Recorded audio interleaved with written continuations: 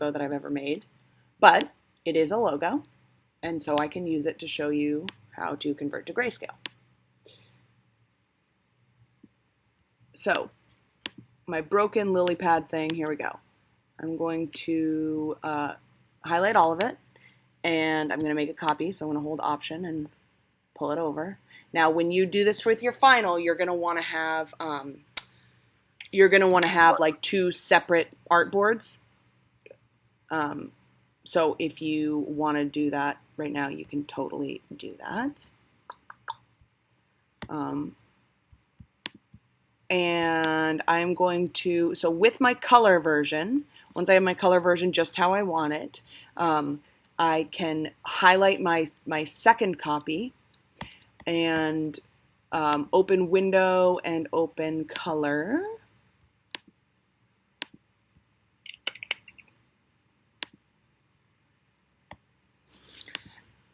And then I can go to, let's see, which one am I on? Go to Edit. I just like having my color window open so I can adjust it. You can go to Edit, Edit Colors, and Convert to Grayscale.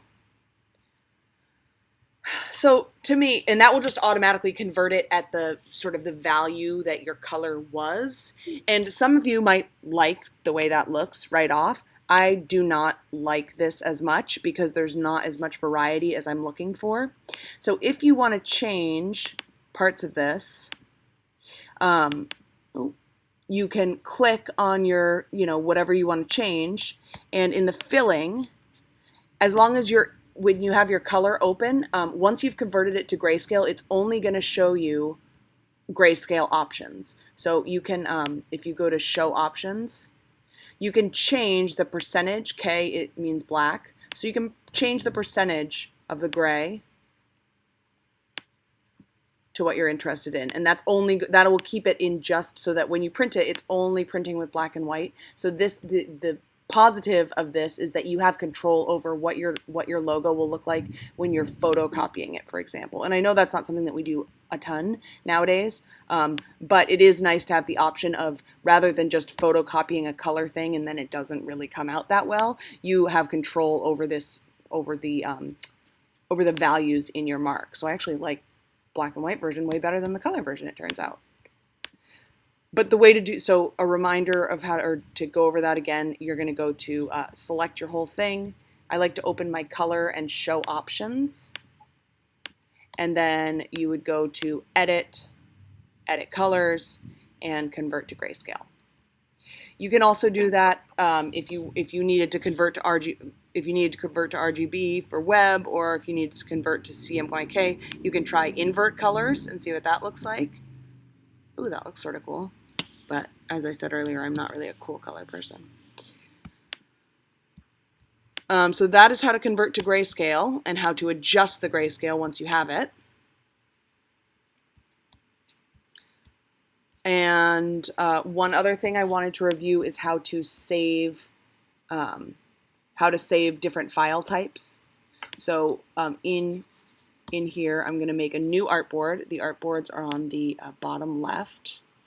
So click artboard, and I'm going to make a new one. And the new one that I make is going to be the same size as the original 4 inches by 4 inches. Beautiful, and small square. And now if I click new again, it will make another square one, so that's sort of nice. So I can pull my final copies over, and they can each have their own artboard. Boop, boop, boop. There's one. Maybe you want to stretch it to fit.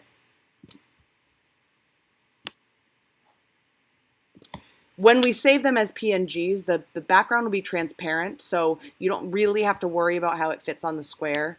I just sort of do that because I'm now going to pull this guy. Oh, no. Whoa. Wowza. Pull this guy over here. So now I have two separate artboards. And I just want to check what they are. So this is artboard 6 and this is artboard 7. 6 is my black and white. 7 is my color. So I'm going to go to File, and export as.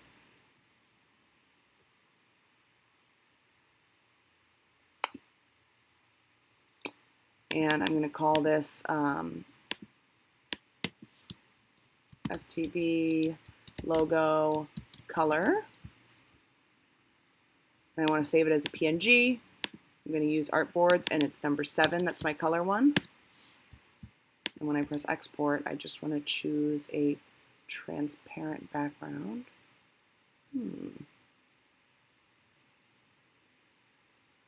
That doesn't look like what I want, but that's okay.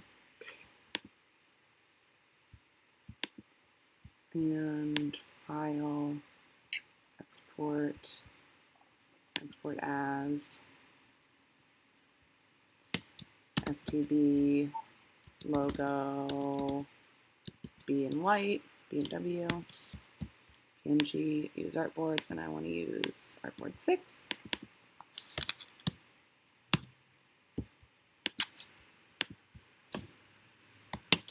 That's more like it. Beautiful. And now those are the two logo, those are the two files that you can attach to the classroom assignment. And you can also put PNGs on your blog. The cool thing about PNGs, and the reason why I wanted you to save them as PNGs, is that with those transparent backgrounds, you can now drag those into Google Docs if you're doing, if you're writing a resume, or if you have anything that you want to put your logo on as this PNG file, that can pretty much go into any other file that you're working with, and it has a transparent background, so you don't have to worry about like the square and if the square fits.